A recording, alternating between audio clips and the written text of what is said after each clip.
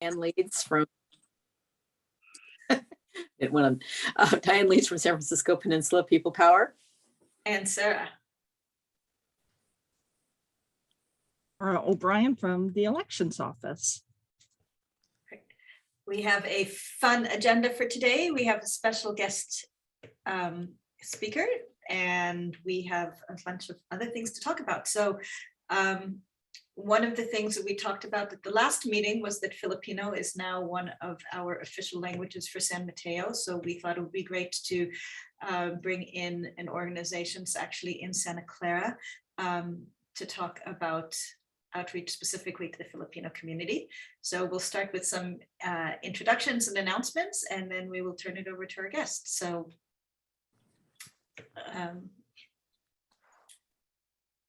we all have introduced ourselves, and let me first do a little bit of tell you a couple of events that are coming up with Thrive, and then after that we'll go around the room and do some quick announcements quick introductions. Okay, so the next slide.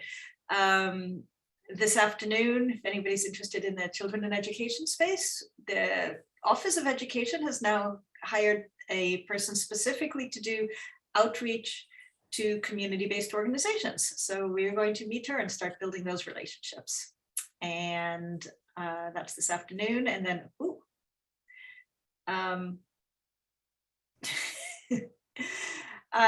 we are really excited about this event, and we hope that everybody here is interested in coming or interested in helping us do outreach for it.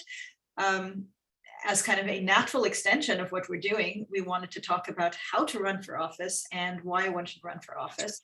So we have 4 people who are currently council members or on different school boards who are for the very first time elected. So they've only been in office for a couple of years, and so they're going to talk about how they decided to run for office and why they decided to run for office, and really tell their personal stories.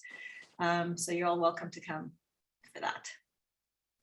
Yes, these are actually all really fantastic people, and it'll be great to learn more about their stories. And then our environment sustainability group is going to focus on all kinds of transportation. And we have people representing the low-income communities to talk about how it affects them, EV chargers, Samtrans, the last mile, all kinds of great topics that I think actually really affect everyone. So everybody's welcome to that.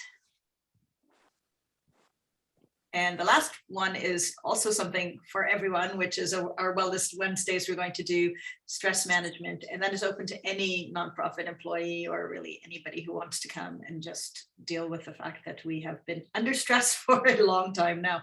And we really want to do what we can to support people working in nonprofits. That is that. I want to do a quick popcorn introduction of everybody. If you guys could turn on your cameras for just a second so that we can all say a quick hello, just your name, your organization, and if you feel like it, the first election that you voted in. So I told you my name. The first election I voted in was a presidential election in 1986, where Ronald Reagan won again. And I will popcorn it over to Diane. Oh God, I don't remember. I know I just basically I voted in the first election after they lowered the voting age. And I don't remember which election exactly that was. Maybe someone in my generation can inform me of that, but so it's been a long time. Okay, I'll pass it over to Marnie. Hi, good morning. I'm Marjorie Rubin with the League of Women Voters, South San Mateo County. And I do not remember. I guess it would have been 1988. So I guess 19 presidential. I really don't know. I'm sorry, I cannot remember. But I remember in college being excited about, yay, I can vote now. So Happy to be here and see everybody. And I'm going to pass it over to my compatriot, Debbie Mayo. Thanks, Marnie. I'm Debbie Mayo, and I'm also with the League of Women Voters of South San Mateo County, joining Marnie with the voter outreach. I don't remember what year it was that I first voted, but I do remember it was my dad that took me to the voting center, which was just about 4 blocks from our home. And we both walked there together, and that was when you went into a voting machine and it had drapes and you had levers. Not to reveal the time or the age, but that's what we had. And he came in the booth with me to tell me how to pull the levers and do all that good stuff. So I don't remember the exact year, but he was there to give me the instruction.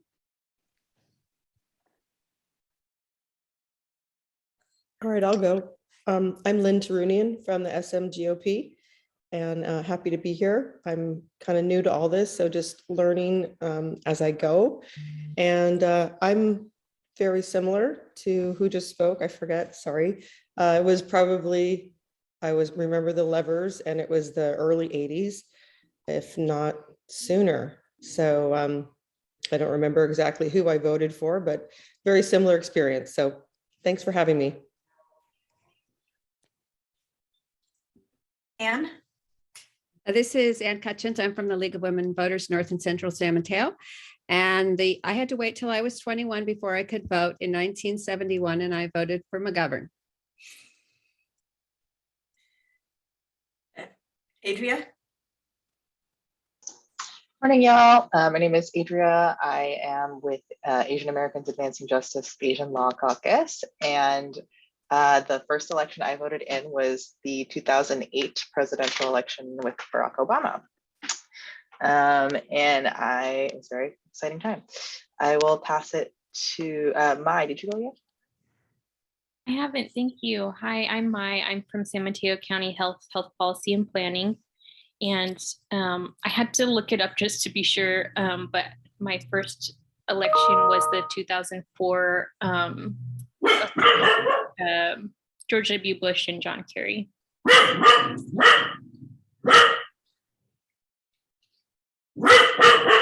right, Garrett? Hi, my name is Garrett Jensen, and I'm in Senator Josh Becker's office. I'm up in Sacramento and do all the elections stuff here for him. I love it. Love elections policy. And mine would have been 2010 in the Oregon gubernatorial race. And I remember that because he was a former trailblazer Republican in Oregon. So that's a different class of Republican. And he was just 7 foot tall white guy named Chris Dudley. And he almost won in Oregon. And I'd never stepped in a voting booth until a couple of years ago because we don't have them. Anyway, has Charmaine gone? I'm here. Hi, I'm Charmaine Messina, and I'm a member of the LAC, the Language Accessibility Advisory Committee. And the first election I voted in was 1984. I had to look it up. I remember distinctly because it was shortly after I became an American citizen. I decided to become an American citizen because I'd given up all hope of ever voting in Philippine elections under Marcos. And then shortly after 1984, there was People Power in 1986. So I could have voted, but I'm still glad I became an American citizen. So, and actually it said that Reagan was elected in 1984. So anyway, just after my looking it up. So I think my vote really didn't count very much anyway. And so Jim Urzari, is he still there? Oh, okay. Then oh, sorry, he is there. Good, great. Well, good morning, everyone. Jim Urzari here. My first election was in 1972, so I'm dating myself here, and it was George McGovern.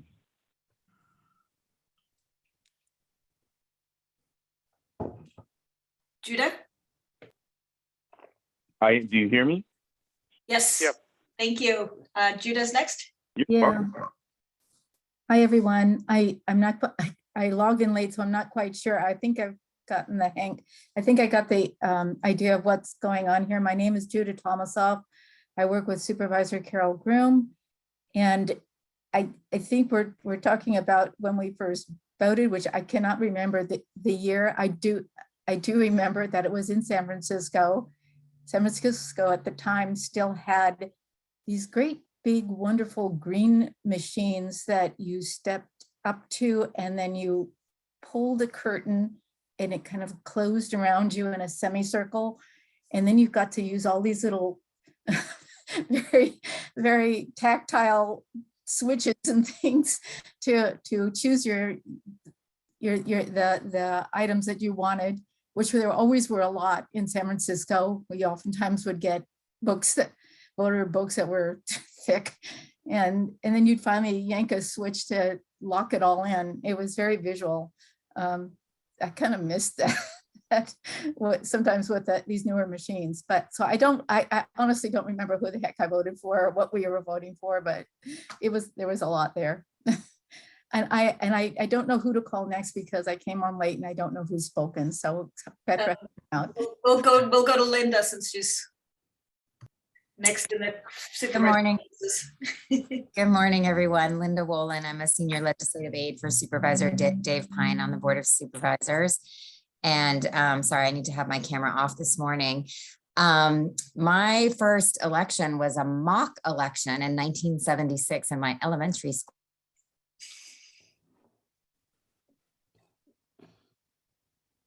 And she's been addicted ever since. I think she just froze. Okay, I'm gonna move it over to Holly.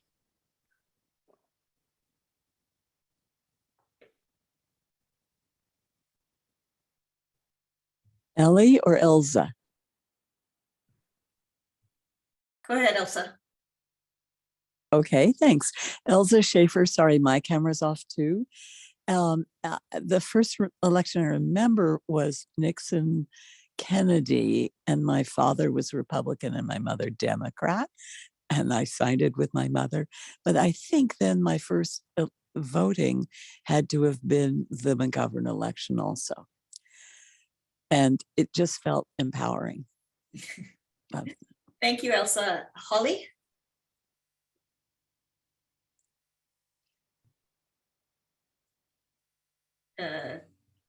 Maybe Holly's not there. Who else hasn't gone yet? Hillary?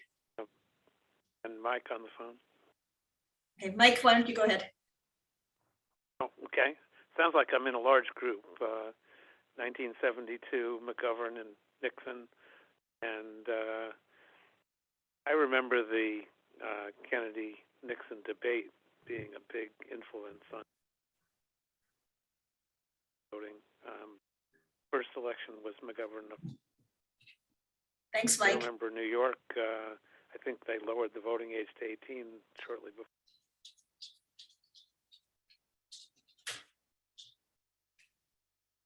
Thank you. Hillary? Hillary O'Connor. I'm with San Mateo County Elections, and I'm pretty sure my first election was in 1986. I was stationed in Point Reyes, the communications area, Master Station Pacific, and I was living in Rohnert Park, but that's about all I remember about it. Thanks. Glenn? Hi, my name's Glenn. Am I muted? No, good. My name is Glenn Olson. I'm with the Immigration Institute of the Bay Area. And the first election I tried to vote in was back in 2002, the midterms. And my family didn't have a permanent address at that time. And so we got turned away. And I've always meant to go back to see if that was a legal move back in 2002 Minnesota election law. But yeah, it definitely left an impression. And definitely made sure to vote every time since. Okay, thanks, Glenn. RJ? Oh, okay. Yeah, so actually, yeah, my first election was, I remember it was also a mock election in elementary school. It was to vote for either George Bush Sr., Bill Clinton, or Ross Perot, and I voted for Clinton. Thanks, RJ. RJ's on the Thrive team. He forgot to say that. Pam Jones.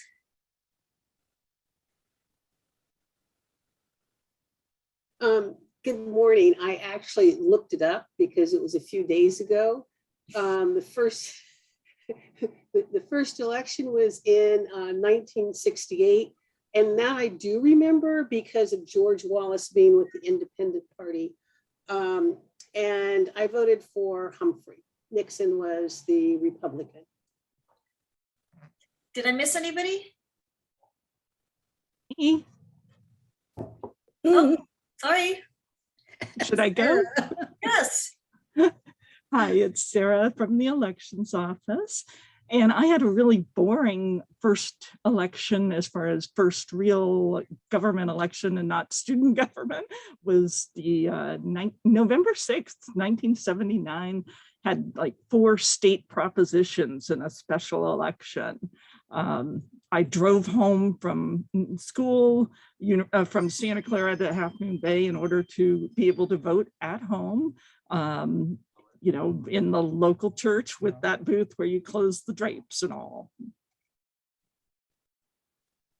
Okay, I think the only people left are, I think, Yohaira and Gabriel, right? So Yohaira, why don't you do yours and then you can swing right over to the introduction. Yes, of course. Hi, everyone. My name is Yohaira. I'm part of the Thrive team. The first time I voted was in 2016. Very exciting election, as we all know. And I'd like to pass it over to Gabriel Young, who is the Director of Local and State Policy at Lead Filipino. They organize the Filipino American community and to engage in civic participation, grassroots leadership in San Jose. So I'd let him tell us all about Lead Filipino, and I'm happy to put in their website in the chat. All right, thank you so much for the introduction. So, hi everyone, or in Tagalog we say kamusta. I'll kind of type that out so you all can learn alongside with me. But again, my name is Gabe or Gabriel Young. I go by he, his, him pronouns. And I am the director, as Yohaira said, of local and state policy at Lead Filipino. So just a little bit about us. So Lead Filipino stands for Leadership, Education, Activism, and Dialogue. We are a nonprofit 501c3 organization based out of San Jose, California, and in particular from Santa Clara County. These principles that drive our organizing and leadership are Philippine-centered and rooted in the tenets of Philippine psychology, such as pakikisama and kapwa, which really stand for unity or a kind of communal collective belief of oneness. We were founded in 2015 and works to increase the civic engagement and grassroots leadership of Phil-Ams and broader communities. Specifically, we aim to serve Philippine people who have undergone historical generational trauma around politics and the intercultural differences in viewpoints with youth and seniors that we navigate. Most recently, our members were instrumental in the passage of AB 490, the Justice for Angelo Quinto Act, which banned the need to neck a hole that law enforcement can use on people. Additionally, we're involved in the historic naming of the Delano Manongs Park in San Jose, which is set to open this year, which seeks to memorialize the Delano Manongs who worked alongside Cesar Chavez to work for workers' rights. Our organization is about to open our first office later this summer and open SJ in downtown San Jose.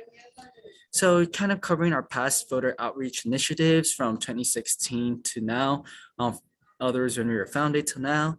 Lead Filipino's first voter engagement and awareness campaign was during the 2016 general election.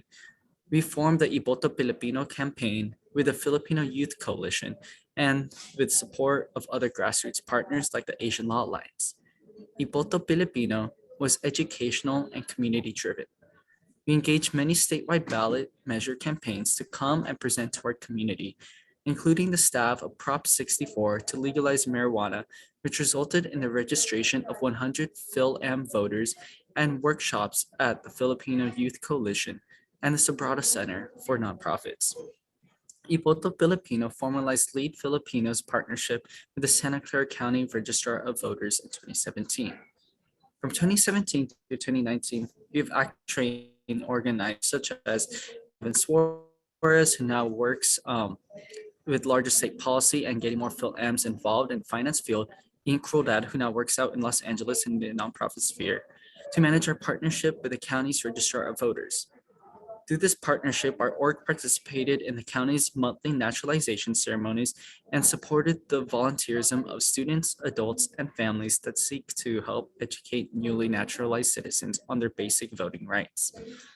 Running parallel to our registration network, Lead Filipino began partnering with local grassroots orgs and the city of San Jose to begin the months-long local update of the census address, also known as LUCA project in 2018. The LUCA project involved numerous nonprofit and CBOs in updating local San Jose residential addresses to ensure that every resident would receive the 2020 census questionnaire. For several months in mid-2018, Lead Filipino organized Phil-Am members to walk in census tracts and update the city of San Jose's registered voter addresses. During the midterm election of 2018, we would also produce voter guides on the statewide props in both English and Tagalog, which we would later distribute across our orgs networks and within our communities. In the fall of 2018, we would also found the FIERCE Coalition, which stands for Filipinx Imagining and Emerging Resourceful Coalition,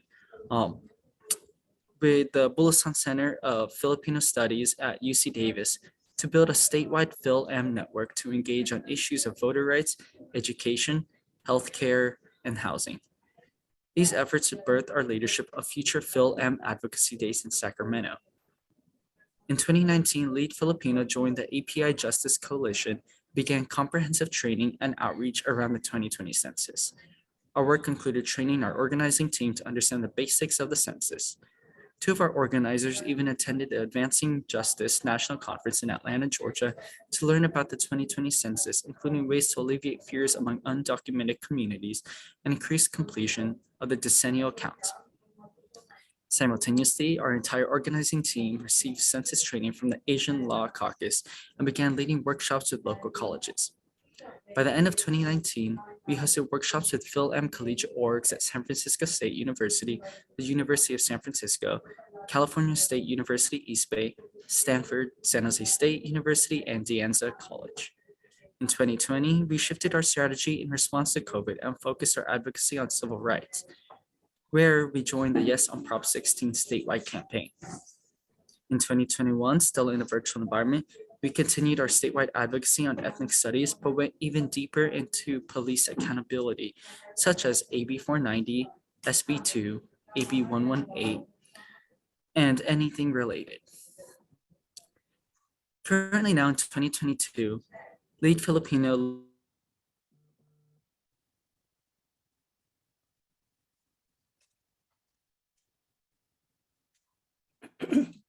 Is he frozen for everyone? Yes. Yes, for reimagining public safety for Santa Clara County. Gabe, can you hear me? Sorry. Can you back up just a second? We missed you for a little bit. Oh, no problem. I apologize for my internet connection, everyone. I'm currently in DC right now, relying on my school's Wi-Fi. So, About 30 seconds. in 2022, we look forward to increasing our statewide capacity to develop and deepen the policy and advocacy knowledge of our community. We intend to do this through continued partnerships and in cross-racial and multi-ethnic coalitions, such as sitting on our Reimagining Public Safety Youth and Adult Council. We are currently co-sponsoring AB 1608, which continues to reform police accountability in our state. We also plan to develop much needed voter education tools for the Phil-Am community around this year's statewide props. So thank you so much, everyone, for having me today. And I look forward to continuing in conversation with you all. I'll drop our contact information in the chat if you have any questions, but yeah, thank you so much. Great. Thank you, Gabe, for the very brief introduction. It's nice to hear all the work that you have been putting into Lead Filipino. I'm going to open up this next 2 minutes for any questions that may have come up for anybody. This is Sarah, and I was wondering if you could tell us a little more specifically about San Mateo County activities and number of people involved in Lead Filipino. Thank you. Thanks so much for your question, Sarah. So because we usually operate out of San Jose and Santa Clara County, we don't have many members situated out in San Mateo County. Some of our members even commute from San Mateo County to Santa Clara County, but we're always looking to expand our partnerships and building a stronger base in the Bay Area. But thank you so much for your question. Yeah, great question, sir. I'm sorry, you unmuted? Oops. So this is Charmaine Messina. Gabe, could you please tell us about what programs you have for bridging the gap between Filipinos and the younger Filipinos and elderly, between more the Philams and who use Filipinx and the more traditional Filipinos who bridle at the use of Filipinx. So if you could please go through that bridging. Thank you.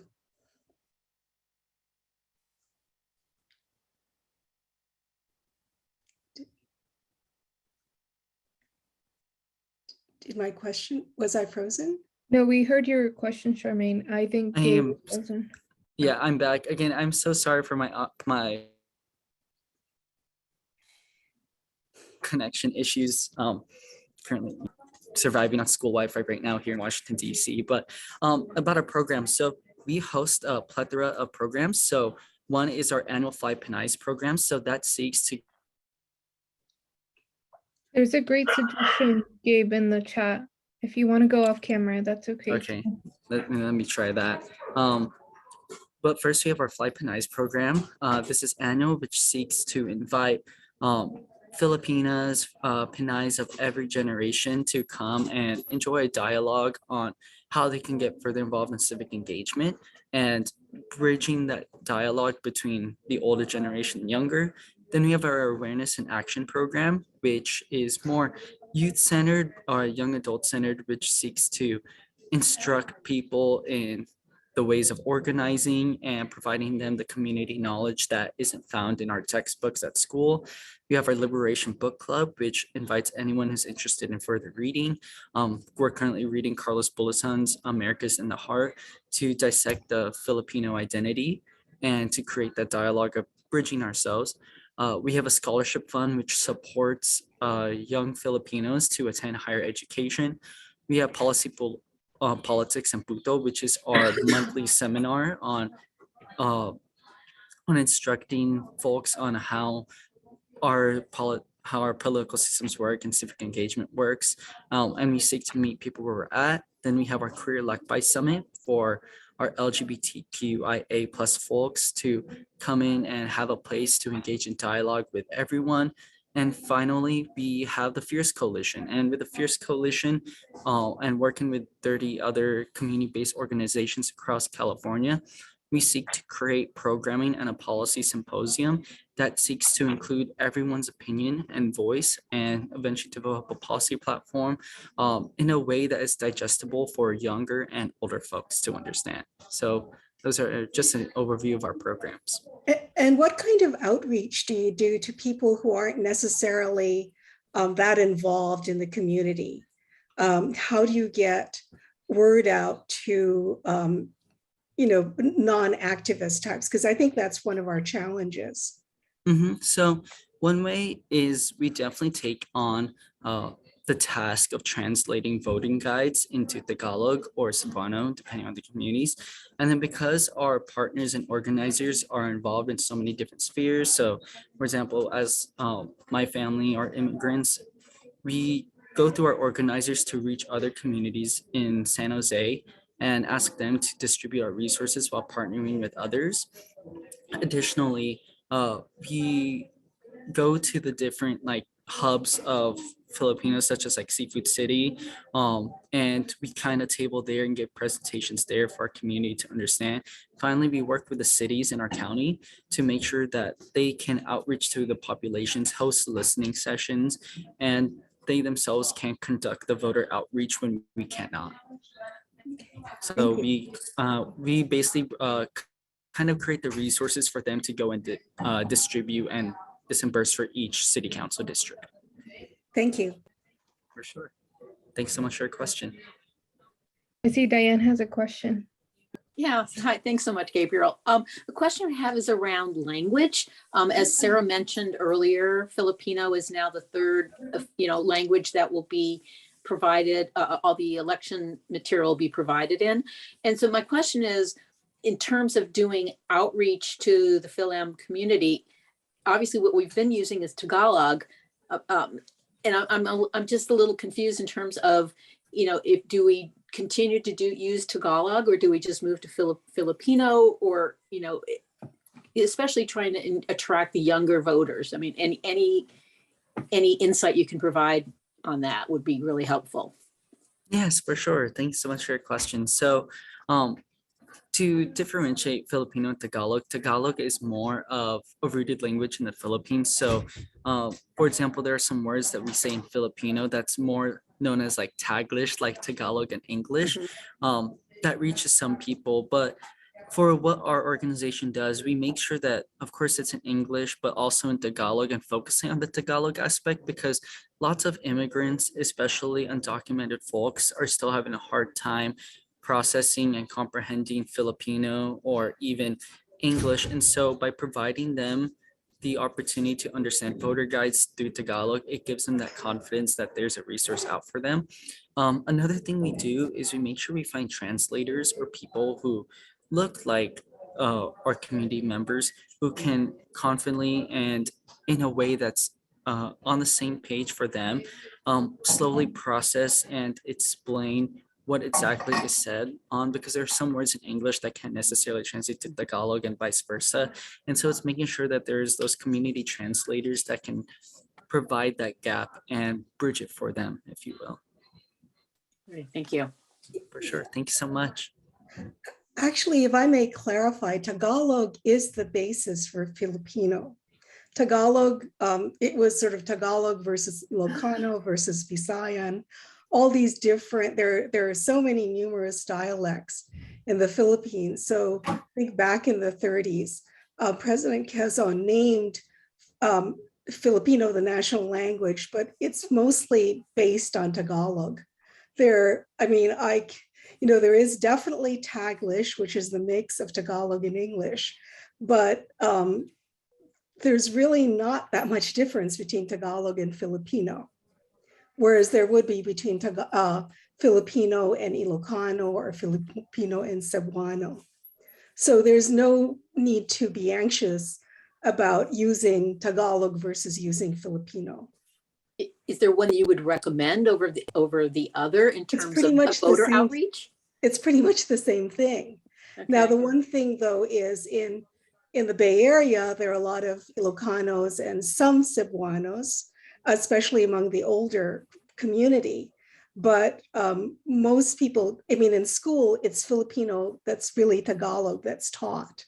So the ones who've gone to school know Tagalog and Filipino, whereas, they don't. And actually, a lot of the younger ones don't really even know Tagalog that well. Especially the Phil-Ams. But there's no need to be anxious about using Tagalog versus using Filipino, because they're virtually the same. Yep, you said it perfectly, Charmaine.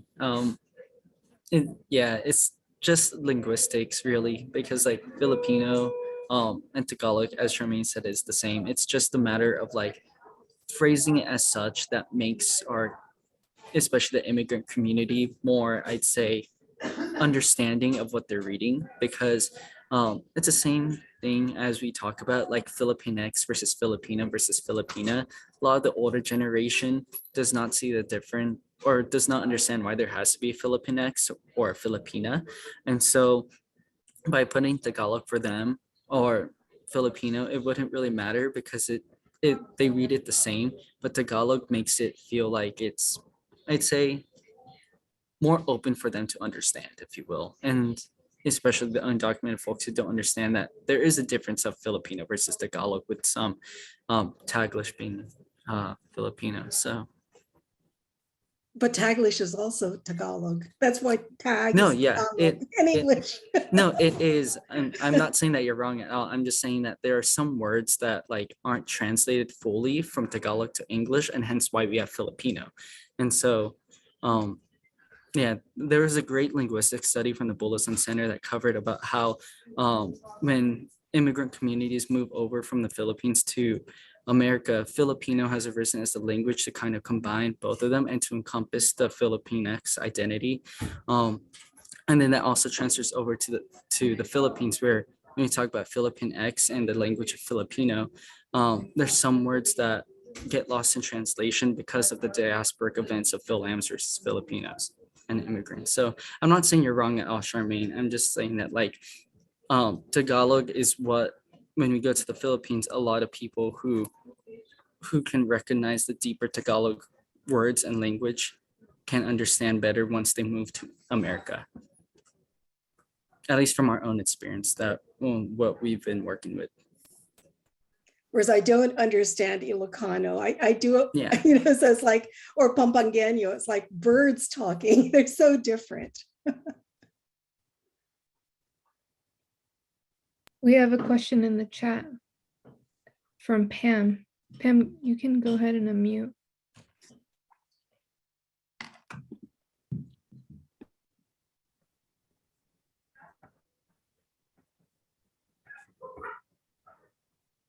You're on mute, Pam. I'm on a different computer, so it was hard to get over there to the mute button. I was trying to frame the most polite way to ask this question, but I know in my community, there's several different levels of language depending on education and the part of the country you come from. And then there's that very high level formal language that in many ways is designed for us average people not to understand. So I was wondering if that's the same kind of issue with the Filipino language and people that come here from the Philippine Islands versus those that have been living here a while.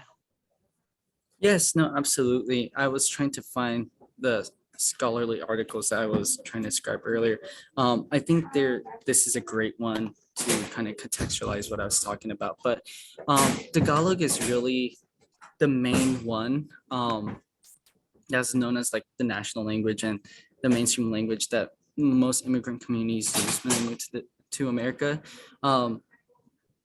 There's nothing wrong with using Filipino whatsoever. It's just more Filipino is like a westernized version of some Tagalog words, and hence why, like as you were talking about, like in some cultural communities, there's a deeper level of language, and that is what Tagalog is.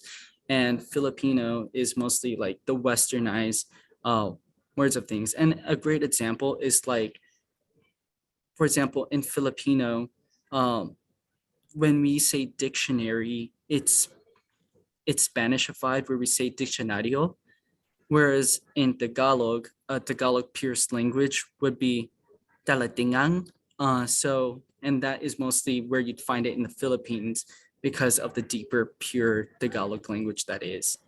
So we mostly focus on Tagalog because that's just how most immigrant communities, when they come to the US in most recent years, feel the most comfortable with. And then eventually, because of the Phil-Ams who have to learn English and have to still retain to their Filipino language, the coming about of Filipino comes in. So it's more just the effects of diasporic immigration, if you will.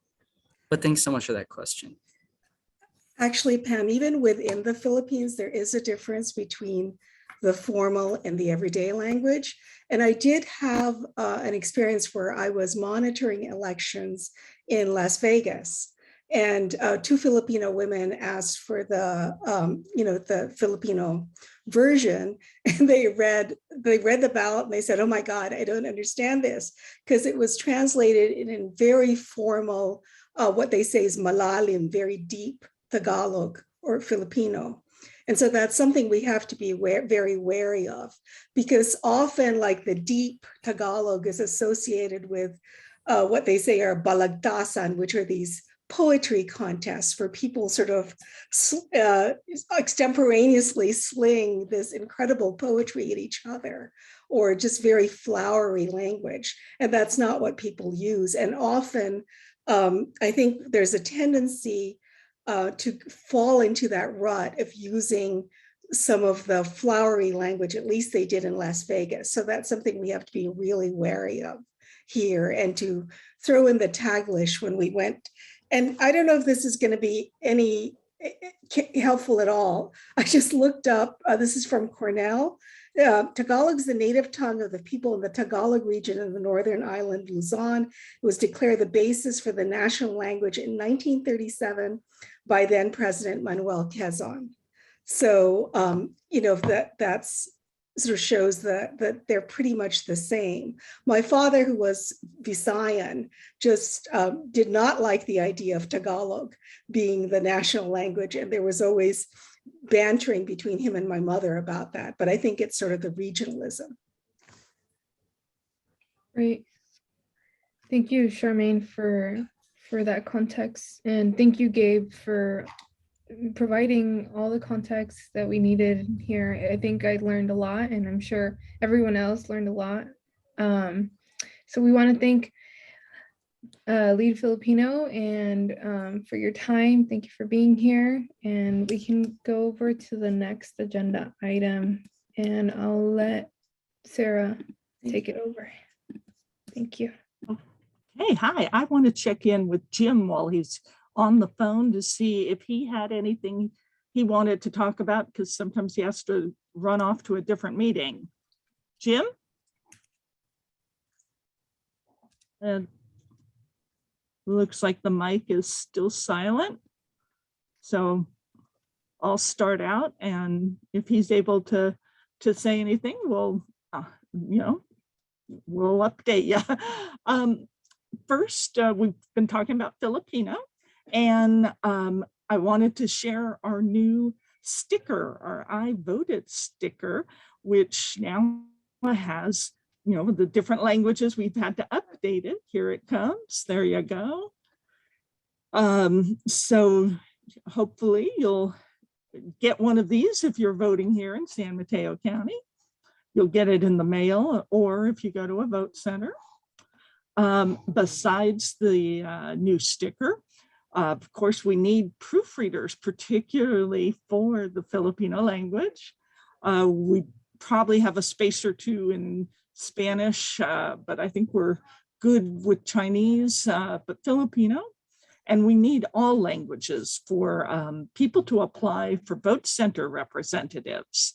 So if you're interested, or you know anyone who's interested in working at a vote center, please, they can find the link on Thrive's job board. They can find it on the county's job site, on our website, smcvote.org. So we, you know, do look forward to seeing some applicants who speak a variety of languages.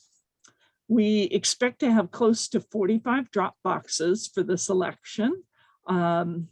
Most will be same location as they were in September, but we are working on like 4 additional locations, and those are still, we're sort of, you got to work it out with the cities. So we're still working on that.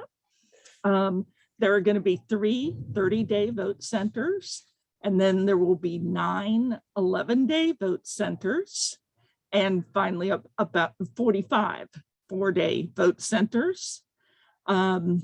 Now, in addition to those, we have pop-ups, and the pop-up is just like for 1 or 2 days. Last time they were in, one was Pescadero, one was La Honda. So in the past, we've also had them in East Palo Alto. So, you know, we have a few extra besides the 45. We also were working with the county's youth commission on an art contest. They are doing a poster contest to try to engage youth in voting and registering, pre-registering. So they will be getting out the word about their contest in March. But, you know, they've invited Mr. Church to be one of the judges, make the selection when they do that in April. April 18th is when they'll announce the winner. And let's see, we're also working with a young poet laureate. The city of Daly City has a youth poet laureate. And one of the qualifications for that position is to be engaged in civic activities. And so she wants to do sort of a webinar where it's a mixture of poetry and encouraging youth to vote. So that's, I think she's working on the date for late April. Today's the second day of candidate filing in our office. The first day was relatively peaceful. And I think, so far today, knock on wood, it's relatively peaceful. This election really just has county offices and judges who are county also, where in the fall we'll have lots of city councils. And I think that will definitely up the number of people coming to our office. Now, we also, we will be doing grants to community-based organizations. So stay in touch, watch Silicon Valley Community Foundation's website. We're working on the printed materials for this election, ads, and also workshops, helping people in different languages learn how voting works, as well as for people who have disabilities to learn about their options for voting, that there are a lot of different ways to have privacy and independence while voting. We're looking for venues in terms of hopefully online where people are holding a meeting already, where we can, if it's an event or a meeting, we'd be happy to join you and your audience, because we think sometimes when we do these events, it's pretty quiet. We'd like to have sort of a built-in audience by joining you in one of your events. So please contact us about that. And of course, we have different languages. So if it's not appropriate, it's not appropriate, but the one for the people with disabilities would be in English. And of course, we can do something in English in addition to all our different languages. And I think that's it. That's my long update. Anybody have any questions about that? Are you excited about June? Sarah, are there any updates from the LAC or the VEOAC that you want to share? Oh, thank you. Yes. The VEOAC met last Thursday. They're working with us on ADA upgrades here in our office so that the vote center here will be even better for easy accessibility. Let's see on the VEOAC. And of course, working with me on the workshop and trying to find location or event that would be good to tag on to. And for the LAC, we just met on Monday and had very much a similar discussion about Filipino and Tagalog. But for that meeting, it was quite lengthy. And then we also discussed ads, went through a list of the different media that reaches different languages. So I think that the next meetings for those will not be in March, they will be in April. So I'll send you that information.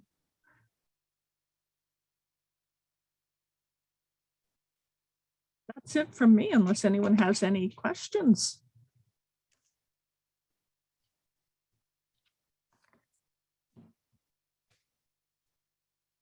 I just wanted to know if we have any more concrete details about the timing of the grants. So politely, as relatively quiet with my little headphones. I think you were asking about the grants? Yeah, just the timing. I know that Travis was going to be in our office. Travis is a management analyst, and he was going to be working with the Silicon Valley Community Foundation. I think there is a board meeting that Jim had mentioned at the last meeting of the VEOAC, where February 22nd, there will be a very brief presentation about how all these citizen advisory committees, the VEOAC, the VAC, and the LAC, have helped, do the outreach throughout the communities. And I think Travis was kind of working with that so much that he might be waiting for that event next week to be over before he works with Jack on the grants. We hope you'll virtually join the Board of Supervisors meeting on February 22nd also. I'll try to send all the info in one thing. So when you get your next Thrive update, you'll probably receive lots of different information. Okay. And if there are any organizations on the phone that have not previously received a grant from this and are interested, please reach out to me just to let me know, as I'll be working with Jack. Diana and I will be working with Jack on that.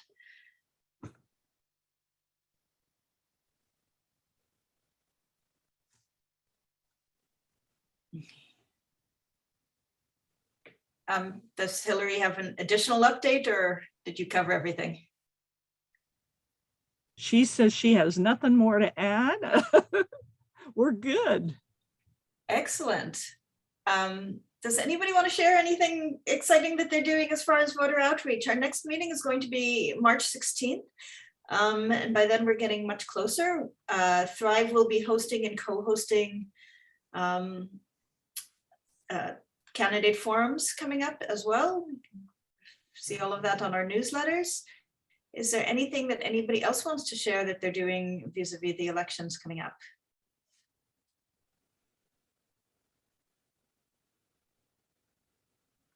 Is everybody going to be shy all of a sudden? Because that's weird. This is Mike on the phone. Go ahead, Mike. Still in the planning stage, but there are going to be a bunch of candidate forums being held for sheriff and probably the assembly and House Representative seats, things like that. But there are no dates for too many yet. But they're mostly in mid-April to early May. So keep an eye out, and there'll be plenty of outreach from various groups announcing them. Thank you. Any of the groups that you're involved in? Yes, I know for sure the ACLU, NAACP, Coalition for Immigrant Rights, Universalist Church in San Mateo. They're involved as the Thrive is involved in some of them for moderating, and League of Women Voters, and there are different coalitions being formed to decide, so we don't have 15 different forums. We're trying to collaborate in groups that have similar questions they might want to ask different candidates, and that's what the planning's doing, is getting those organized. Glenn? You say Glenn? I did. Oh, sorry. Sorry. We're going to be doing forums for voter information and for our especially former clients and students that are now citizens over the last few years. So we'll be looking for organizations to help co-host those. As usual, some of you helped us in the past. That's been great. We'll also be doing a lot of phone banking to reach out to people as well, and sending out texts to those same groups, especially in San Mateo County and Napa, which is another one of our main counties. And we'll be doing a lot of co-hosting stuff too. So please feel free to reach out to Yohaira and I. So great. Well, we are going to get our 5 minutes between now and our next meetings that are all scheduled, I'm sure. So thank you all so much for coming. Diane, do you have anything you want to add? I think we've got everything covered. Okay, March 16th. See you all then. Thank you. Thank you.